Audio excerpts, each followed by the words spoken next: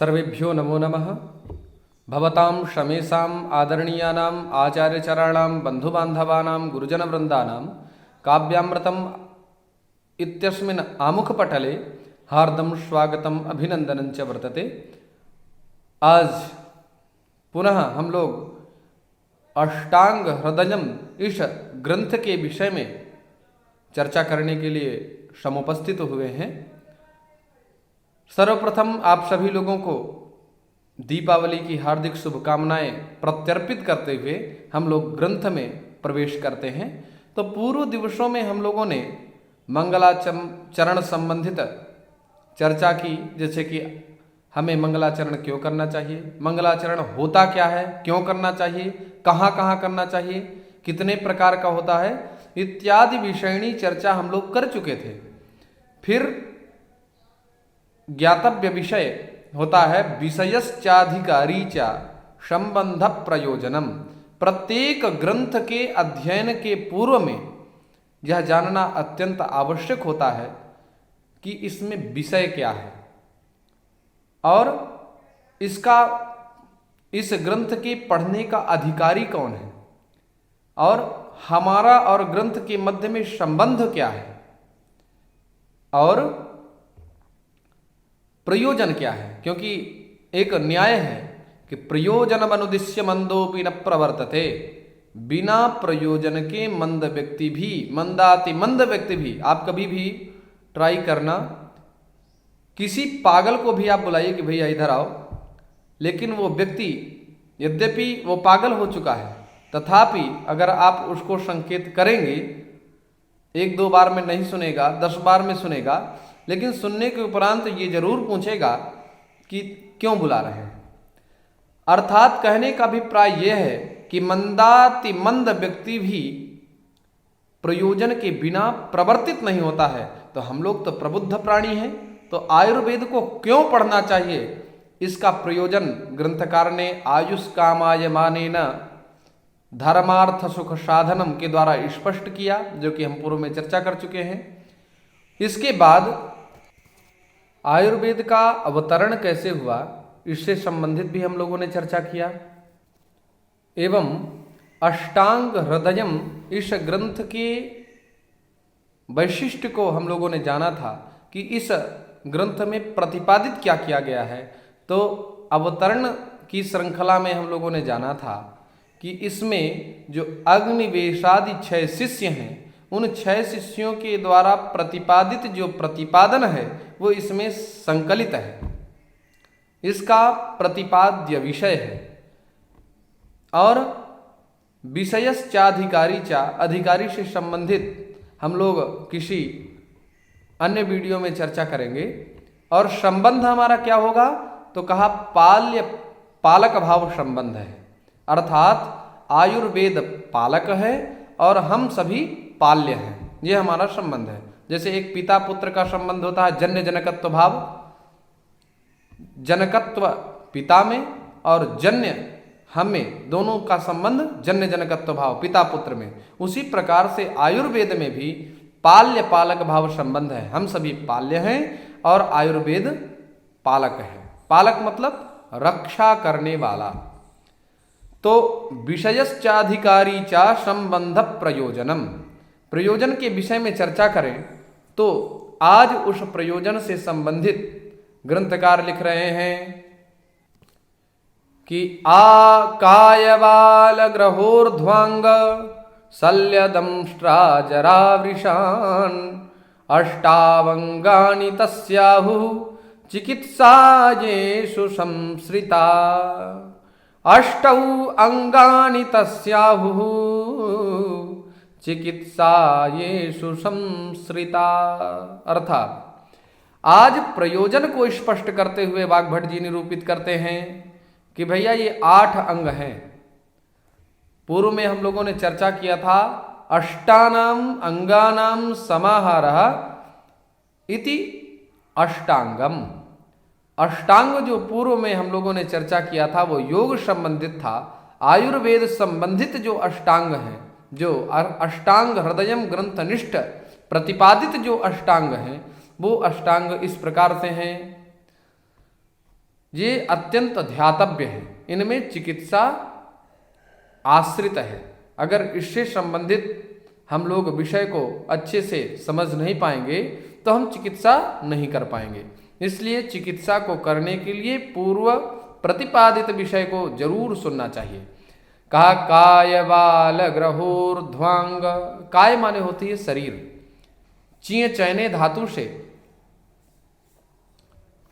जब हम घई प्रत्यय करते हैं तो और चकार को कुत्व कर देते हैं तो कायः यह पद निष्पन्न होता है।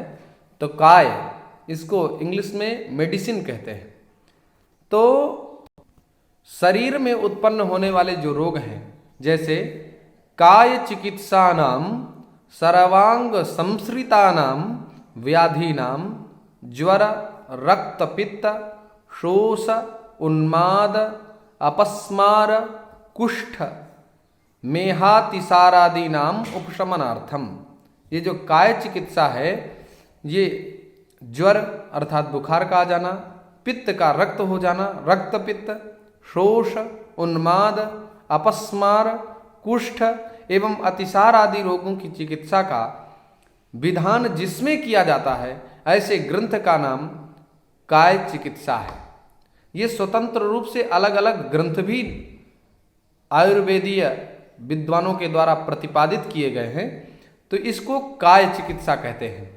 दूसरी चिकित्सा होती है बाल रोग।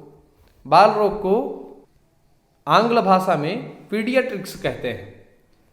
बाल रोग जैसे शिशु से संबंधित जो रोग होते हैं तो कौमार भृत्यम नाम कुमार भरण धात्रिक क्षीर दोषोपशमनार्थम दुष्ट स्तन्य ग्रह समुत्थानांच व्याधीनाम उपशमनार्थम क्रियते। तो शिशु रोग से संबंधित जो चिकित्सा होती है उसको हम लोग बाल रोग या पीडियाट्रिक्स कहते हैं। आगे ग्रह, ग्रह उपादाने या ग्रहूपतापे, ग्रह उपादाने ना होकर के यहाँ ग्रहूपतापे धातु से इसका बोध करना चाहिए। तो इसी श्रृंखला में कहते हैं, इसी को भूत विद्या भी कहते हैं। भूत विद्या नाम देवासुर गंधर्व यक्ष रक्षः पितृपिशाचा नाम ग्रहादि उपसृष्ट चेतसाम शांति कर्म बलिहरणादि ग्रहोपशमनार्थम। अर्थात भूत विद्या उसे कहते हैं या ग्रह चिकित्सा उसे कहते हैं जिसके द्वारा, जिसमें हम लोग जैसे कोई पितृदेवता नाराज हो गए तो अपने प्रकोप से विभिन्न प्रकार के दुष्ट दुख प्रदान करते हैं। गंधर्व के नाराज होने से, देवताओं के नाराज होने से जो दुख प्राप्त होते हैं, पिशाचों के द्वारा जो कष्ट प्राप्त होता है, इनकी शांति के लिए जो हम बलिकर्म आदि करते हैं, इसको भूत विद्या या ग्रह चिकित्सा कहते हैं। आगे की चिकित्सा बताते हैं ऊर्ध्वांग चिकित्सा। ये भूत विद्या को आंग्ल भाषा में science of demonic seizure psychology बोलते हैं। अब आगे आई ऊर्ध्वांग चिकित्सा। ऊर्ध्वांग अर्थात ऊर्ध्व माने ऊपर, अंग माने जो अंग है।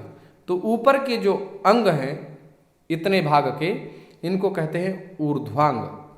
तो इस ऊर्ध्वांग इसी का अपर नाम है शालाक्य। तो शलाकायाः कर्म शालाक्यम, अर्थात जिनका परीक्षण शलाका के माध्यम से किया जाता है वो शालाक्य है। और ऐसी चिकित्सा जिस शलाका के द्वारा की जाती है उसको शालाक्य चिकित्सा कहते हैं। इस शालाक्य चिकित्सा को आंग्ल भाषा में science of disease specific to supraclavicular region wise eye, ear, nose, mouth, throat etcetera इस नाम के द्वारा जाना जाता है।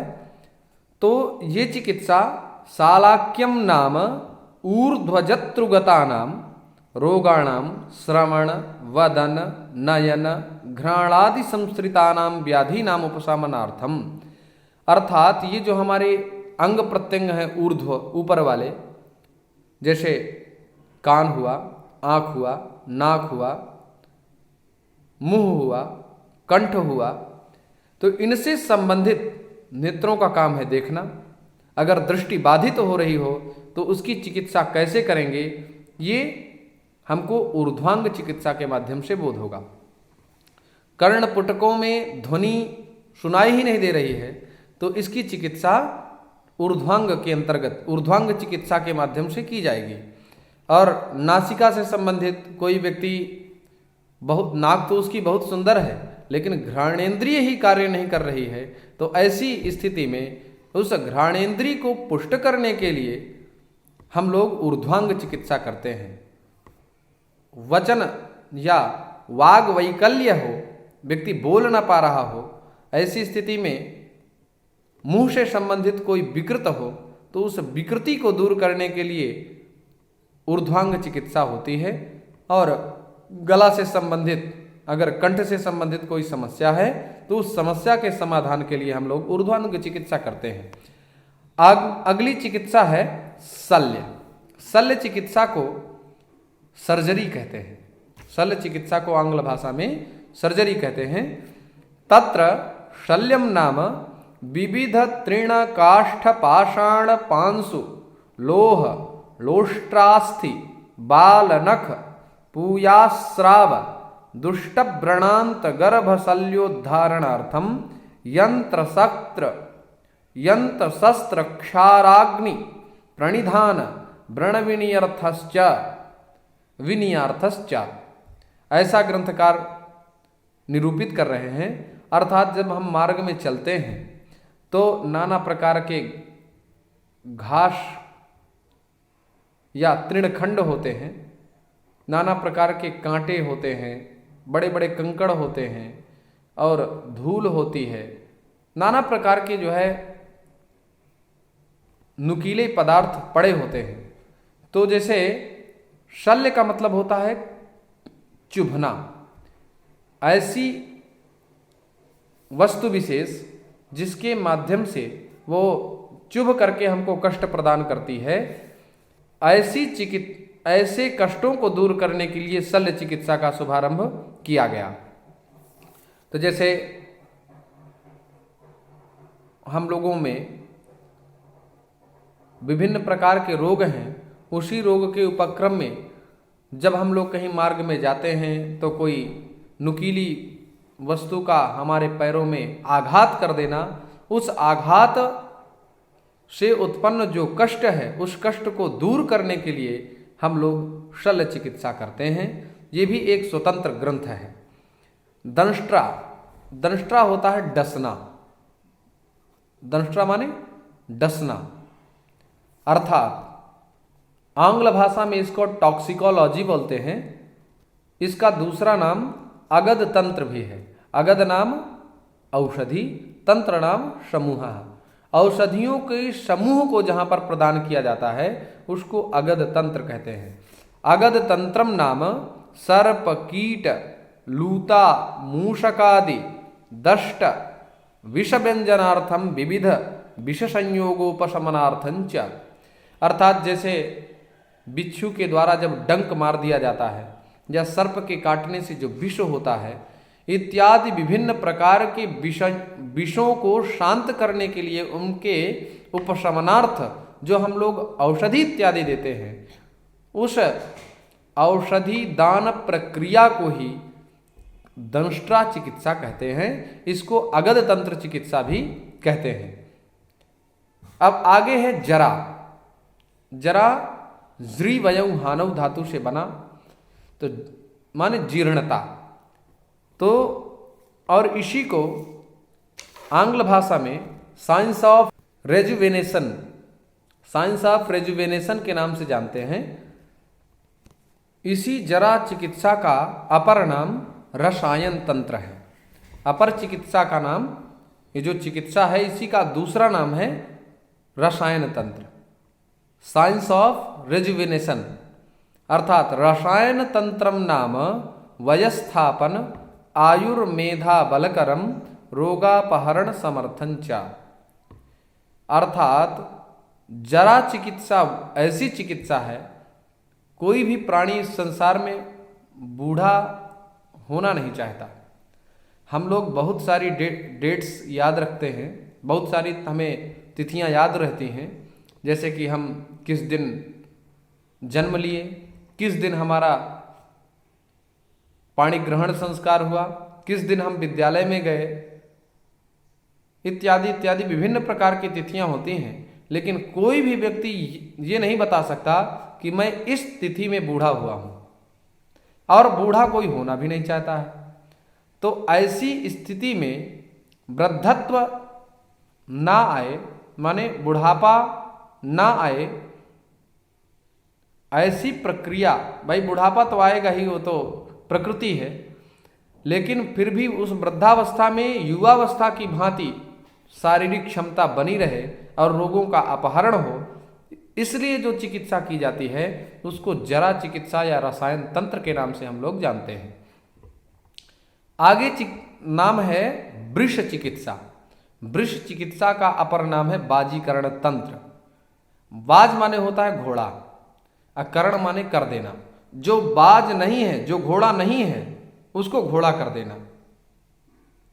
मतलब अर्थात घोड़ा बहुत स्फूर्तिवान होता है, अत्यंत उसमें स्फूर्ति होती है, पुरुषार्थ करने की क्षमता होती है।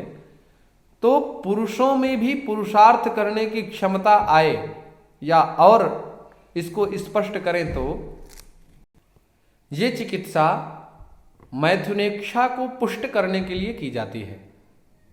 कोई भी व्यक्ति नपुंसकत्व वाली स्थिति हो या फिर अन्यान्य कोई स्थिति हो, तो उसको पुष्ट करते हुए उपभोगो क्षमता उत्पादित हो जाए, उपभोगो क्षमता या सामर्थ्यता आप में हो जाए, इसलिए जो चिकित्सा की जाती है उसको वृष चिकित्सा कहते हैं। तो इस प्रकार से 8 प्रकार की चिकित्साओं का वर्णन इस ग्रंथ में किया गया है। यही इसका प्रतिपाद्य विषय है, इसका प्रतिपाद्य विषय है। और आयुर्वेद के जे 8 अंग महा भाग आदरणीय श्री वाग्भट जी द्वारा विरचित किए गए हैं, उनके द्वारा प्रतिपादित किए गए हैं। तो इस प्रकार से हम लोगों ने इनके 8 अंगों को जाना। अगर व्याकरण से संबंधित कुछ चर्चा करें तो यहाँ पर जो ऊर्ध्व भाग है, काय बाल ग्रहोर्ध्वांग शल्य दंष्ट्रा जरा वृषान, यहाँ पर द्वंद्व समास किया गया है और संपूर्ण द्वितीयांत पद निर्देश किया गया। कायश्च बालश्च ग्रहाश्च ऊर्ध्वांगाश्च शल्यंच दंष्ट्राच जराच अवृषाश्च इति काय बाल ग्रहोर्ध्वांग शल्य दंष्ट्रा जरा वृषाः तान काय बाल ग्रहोर्ध्वांग शल्य दंष्ट्रा जरा वृषान। इस प्रकार से द्वितीया बहुवचनांत पद निर्देश किया गया है। अष्टौ अंगानी, यहाँ पर अयादि संधि है। तस्याहु चिकित्सा, तस्य आहु यहाँ पर सवर्ण दीर्घ किया गया। आहुस चिकित्सा, यहाँ पर विसर्जनीय से सह, इस सूत्र के द्वारा विसर्ग के स्थान में शकारादेश पूर्व में किया गया और शकार के बाद इसको संपूर्ण एक पद में उपदेशित कर रहे हैं। तस्याहुस चिकित्सा, ये यह सप्तम्यंत पद है। पुंस्व विशिष्ट, संसृता, आश्रिता इत्यादि विभिन्न प्रकार के पदों का निर्देश किया गया है। आशा है आप लोग लाभान्वित हो रहे होंगे। पौनः पुण्येन आप सभी लोगों का हार्दिक स्वागत, अभिनंदन, अभिवादन करते हुए मैं अपनी वाणी को विराम देता हूँ। पुनः नमो नमः।